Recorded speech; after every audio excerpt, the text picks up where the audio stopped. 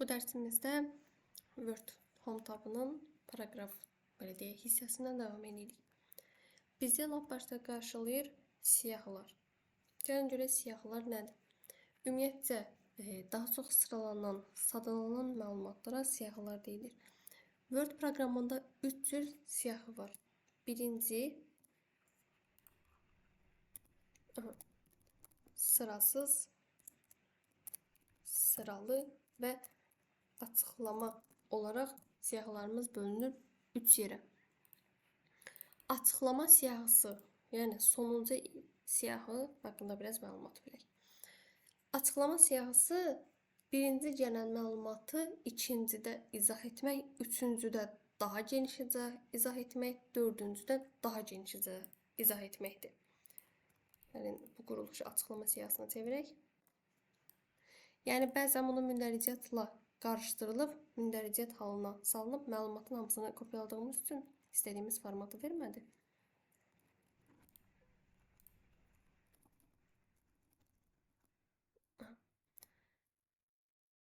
Bunu dərsdə zaten izah etmişik. Məlumatım səhv gəldi.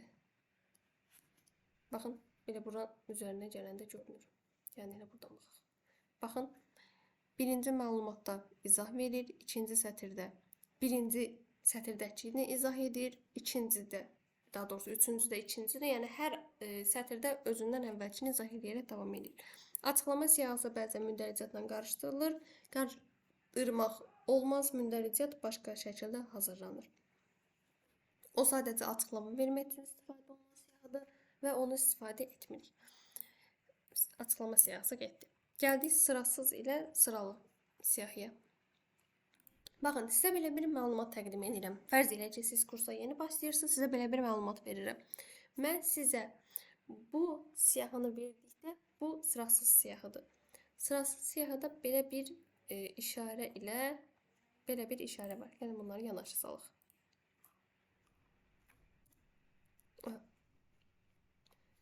Biraz böyle kiçildək. Baxın.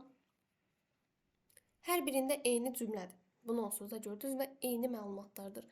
Əgər siz kursa gəldikdə mən sizə birinci məlumatı, yəni bunu versəm, bu deməkdir ki, siz qara qələmlə PowerPoint işarəsiz, PowerPoint, Outlook, Project 3 dənə bu proqramı işarələsəz, fərz elə ki, belə işarələdiniz. Bu şəkildə işarələsəz, mən sizə sadəcə bu tətbiqləri keçəcəm. Yəni bu işarə sizə, yəni qarşıdakına seçim haqqı verir.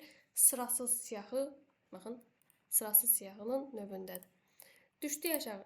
Əgər bunu versəm, bu sizə sadəcə məlumat verir. Deyir, biz sizə öyrədəcəyik. Word, PowerPoint, Excel, Outlook. Sadəcə burada belə bir şey var.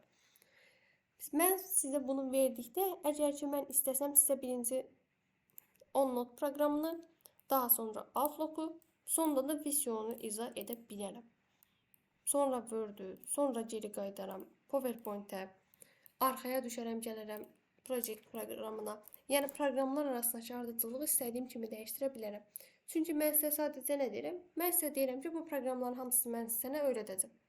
Sizə bunların hər birini keçəcəm. Amma hansını başda keçəcəm, hansını sonda keçəcəm, bunlar haqqında məlumat vermirəm. Bu işarə ilə bu işarə eyni hüquqludur. Yəni sırasız siyahını açırıq, baxın.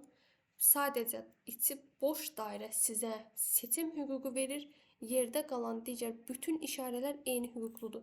Hər birini yerinə yetirəcəm, amma hansını birinci, hansını sonuncu, hansını hansı zamanda bu haqqda məlumat vermirəm. Daha sonra gəlirik sıralı siyahıya. Yenə eyni cümlədir, yenə eyni sözlərdir. Baxın, hamısını eyni cümlələ vermək məncə daha aydın olacaq sizə. Sizə deyirəm, sizə hansı proqramları öyrədəcəyik. Aldı bir dənə vərəq təqdim edirəm, daxilində yazmışam. Siz baxsınız ki, birinci Word və başa düşürsünüz ki, siz dərsə gəldikdə birinci sizə Word öyrədiləcək. Əgər mən gəlib birinciyə Word'u deyil, Publisher yazsam, siz başa düşərsiniz ki, Publisher yazıb. Çünki bunların əvvəlində ardıcıllıq bildirən bir izah var. Bunu 1 ilə deyil, Rum rəqəmləri ilə də göstərə bilərəm. Əlifba sırası ilə də göstərə bilərəm. Kiçik əlifba ilə də göstərə bilərəm. Yəni bunlar arasındakı məsələ Sıralı ilə sırasız siyah arasındakı fərq onların belə deyək, icra növbəsindədir. Sırasızda icra növbəsi yoxdur. İstənilən zaman istəniləndən başlanıla bilər. İçi boş dairə istisna olmaqla. Sıralı siyahıda isə mütləq, yəni sıralanır. Yəni birinci gələn birinci həyata keçiriləcək, sonda qalan sonuncu. Məncə siyahlar aydın oldu. Daha sonra. Aha. Sağa və sola sürüşdürmə adlı bir əmr var. Bu çox da rol oynamır. 0,1 sm deyə bilərik. Baxın, basıram sol tərəfə gedir, basıram sağ tərəfə gəlir.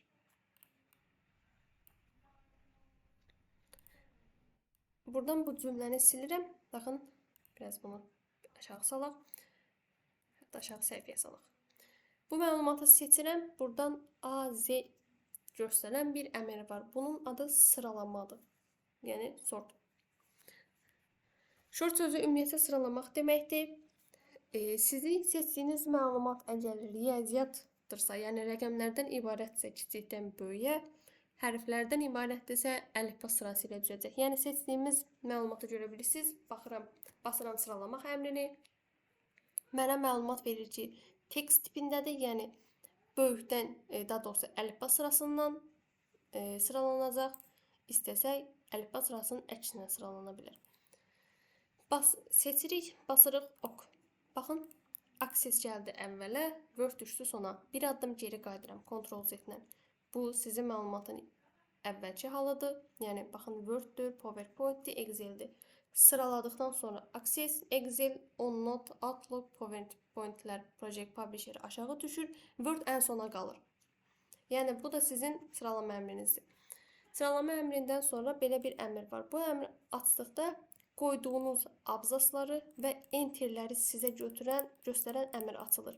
Ox işarəsi abzası, P işarəsi rusların əks P-si isə sizə abzası göstərir. Bu işarəni istifadə etməyinizə ehtiyac yoxdur. Məlumatı seçirəm. Artıq onu siyah olmaqdan dayandırıram. Word-da dayandırmadım. Baxın, biz Word-ə girdikdə Word-ün ölçü tənzimləməsi hər zaman bu şəkildə olacaq. Sağdan soldan tənzimləmə. Bu deməkdir ki, birinci cümlədə bir söz olsa da, ikinci cümlədə 100 söz olsa da, onlar arasındakı yaddaş həcmi eyni olmalıdır. Yəni, burada bir söz var, aşağıda 5 söz var. Bunu Word nəzərə almayacaq. Onların yaddaşdakı ölçüsü eyni olacaq və onların Word-dəki görünüşü eyni şəkildə olsun deyə Word həmin sahələr var, onlara istədiyi sayda space əlavə edəcək. Və siz bu boşluqları daha sonra heç zaman silə bilməyəsiniz. Bu səbəbdən Word-ə girən anda bu işarə var. Sağdan soldan tənzimləmə əmrini söndürürsünüz. Məlumat yazılmalıdır sol tərəfdən. Bu bir qaydamızdır. Daha sonra məlumatı mərkəzdən yazmaq üçün klaviaturada Ctrl-E basılaraq və yaxud da klik edilərək məlumat tam mərkəzə gətirilə bilər.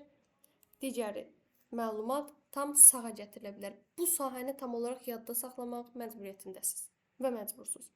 Ərizə yazılarkən hər zaman ərizənin şirkəti və onu yazan haqqındakı belə deyək, məlumat sağ tərəfdən, ərizə və yaxud da sənədin növü hər zaman mərkəzdən, məzmunu isə sol tərəfdən yazılır. Bu da real bir nümunədir.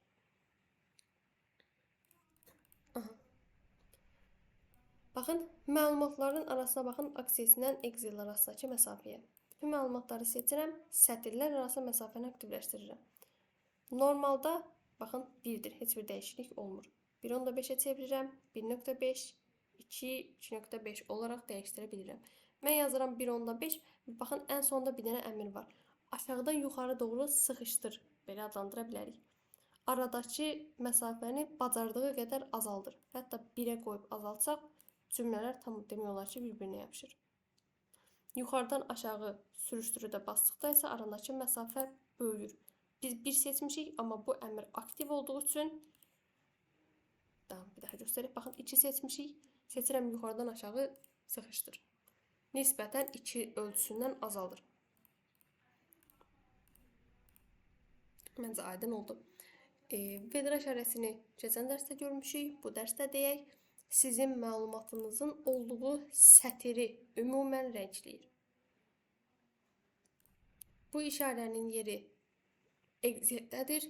Word-də çox istifadə olunmur. Az-maz da insert-də table tabında istifadə edəcəyik, ehtiyac yoxdur. İndi gəldik Word style'a. Necə ki, burada Word art, yəni hərf stilləri var idi, burada da cümlə stilləri var. Orada dediyimiz qaydaların eynisi burada keçərlidir. Harda mövcud olduğunu bilməlisiniz, lakin istifadə edilməyəcək. Yəni biz istifadə etməyəcəyik dərs müddətində. Sizə gələn hazır şablonlardır. Məlumatınızı seçirsiniz. Mən məlumatımın bu şəkildə düşməyini istəyirəm. Bu hala gəlməsini istəyirəm, bu hala gəlməsini istəyirəm. Bunlar yenə biraz dizayn və əyləncə işləridir. Nə üçün qoyulub deyə bir sual versəz, Word tərəfindən sizə verilən hazır şablonlardır.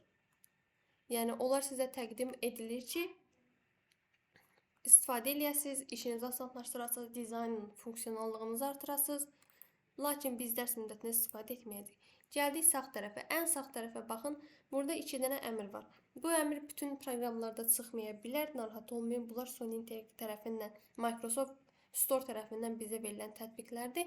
Add insə basdıqda, belə deyim, sizə Word-ə yükləyə biləcəyiniz bir nöqtə, belə deyim, funksional butonlar gəlir. Bunlar haqqında məlumatı özünüz öyrənə bilərsiniz.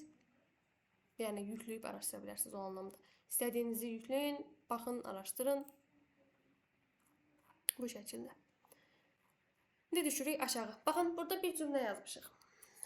Bu cümlədə bəzi hərf səhvləri var. Məsələn, sələm sözünü səlam hər yerdə görə bilirsiniz. Bəli, bunu bilərək yazmışam. Neçəsiz deyə bir söz yazmışam. Daha sonra da fərqli sözlər yazmışam. Eyni cümləni təkrarlamışıq. Bizim burada find əmrimiz var. Ctrl F basaraq açılır. Basdıqda bizə deyir ki, mən sənə naviqasiya işini yerinə yetirirəm və axtarış əmrini yerinə yetirirəm.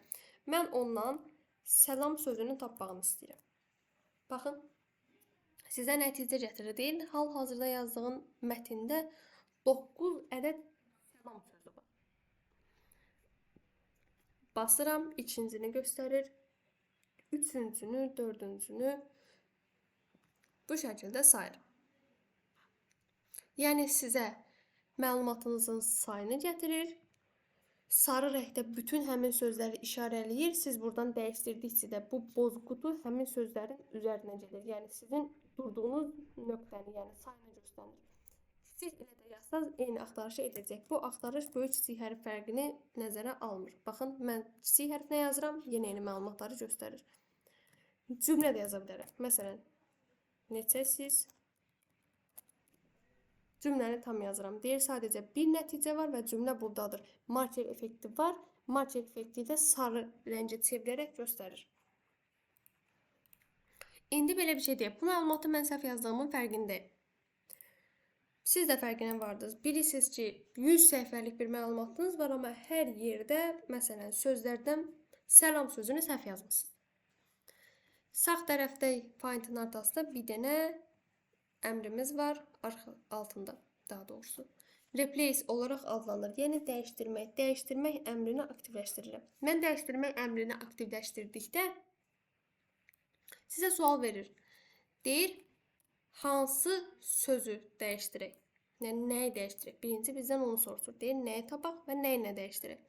Mən bilirəm ki, səlam sözündə problem var. Lakin burada böyük kiçik hərf nəzərə alınır. Find ilə buranı qatmayın. Deyir, bəs nə ilə dəyişdirim? Deyirəm, böyük salam sözü ilə dəyişdir. Səlam sözünü salama dəyişdirəcəm. Ekrana diqqət etməyinizi tələb edirəm. Burada 3 dənə əmr var. Replace all, find next. Siz replace basdıqda sadəcə ilk qabağına çıxanı dəyişir.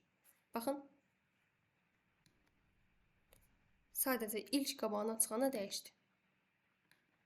Kursorumuz ortada qaldığı üçün bu tərəfi oxumadı. Bu artıq bu butonun problemidir, belə deyə bilərik. İndi basıram replace all ekrana nəzər yetirin. Yazdığımız məlumatdakı salam sözlərinə replace all basdıqda bütün sözlər dəyişir və sizə ekrana məlumat gəlir. Baxın, bu səhv bildirişi deyil. Deyir, çevrilmə yerinə yetirildi. 7 ədəd söz çevrildi. Yəni 7 tapılan söz çevrildi. Məncə aydın oldu. Bir addım arxaya gedirəm. Xeyr, gedəmədim burada. Panel açıq qaldığı üçün. Axtarmanı sonlandırırıq. Bir də bilirik ki, Necəsi sözümüzdə səhv yazılıb. Eyni əmrin necəsizdə də görək. Neçəsiz sözünü çevirək necəsizə. Baxın, kursoru gətirdim başa ki, başdan oxusun. Yazırıq, replace all deyəcəkdim ki, baxdıq, burada da sözü səhv yazmışıq. Necəsiz. Aha. Replace olub basırıq. Baxın, ç hərflərinə hər biri artıq necəsizlə əvəz olunur. Sizə də məlumat gəlir. 9 ədəd məlumat tapılmışdı. Hər biri dəyişdirildi. Məncə replace funksiyasına aydındır. Set funksiyasına ehtiyac yoxdur. Nə baxımdan artıq notebooklarımız və mouselarımız olduğu üçün məlumat seçmək əmrinə ehtiyac yoxdur. Bu dərsimizdə bu qədər. Artıq gələn dərsdən başlayırıq insert tabına. Insert tabının hardasa ikinci dərsdə və yaxud da gələn dərsdə. Xeyr, insert tabından biraz öyrənək. Daha sonra sizə mouse-suz işləməyi öyrədəcəm. Bunu real dərsdə öyrədirəm, işləyirik. Sadəcə yadınızdan çıxmaq ehtimalını nəzərə alaraq belə də izah edəcəm.